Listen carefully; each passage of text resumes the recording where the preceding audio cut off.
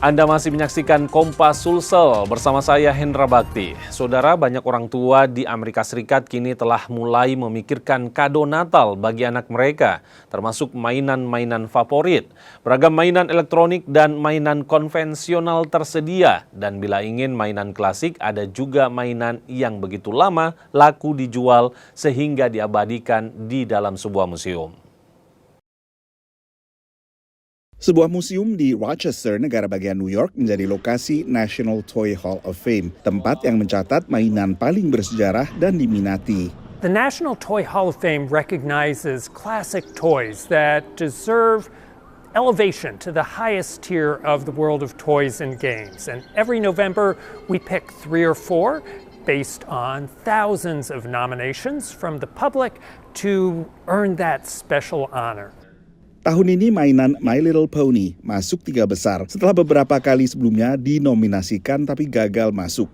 Koleksi mainan ini mulai diproduksi tahun 1980-an oleh Hasbro. Selain My Little Pony, permainan berdasarkan robot yang bisa berubah menjadi kendaraan Transformers juga masuk 3 besar. Demikian pula permainan kartu Phase 10 buatan Mattel yang merupakan modifikasi permainan kartu remi. Every year we receive thousands of nominations. We look at those for 3 big criteria. One is longevity. These are toys that at least have been on the market for 20 years, so kids and their parents could both have grown up playing with them. Second, these are toys that everyone can recognize. Even if you never had a radio flyer wagon or a teddy bear, you know exactly what they were. And third, these are toys that have great play value. Learning, creativity, discovery, socialization, activity.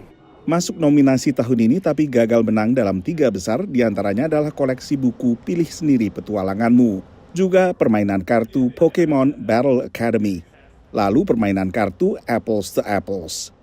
Beragam permainan action figure, boneka, permainan kartu hingga permainan papan seperti Monopoly telah masuk sebelumnya ke National Toy Hall of Fame.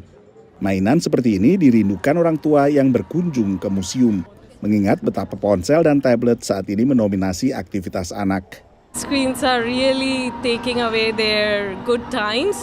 I would say our times were much better without screen because we were more observant of what is going on in our daily lives, and that's how it helps us to think of it increases our imagination capacity. Konsultan retail Circana memperkirakan penjualan mainan tahun 2024 kurang lebih akan sama dengan tahun 2023. Menurut Circana, total penjualan selama tahun ini seperti tahun sebelumnya adalah sekitar $4,5 miliar. Ini merupakan penurunan dibandingkan puncak penjualan pada 2022. Dan mainan-mainan yang paling laku terjual adalah dari IP terkenal, Star Wars, Pokemon, dan juga Lego.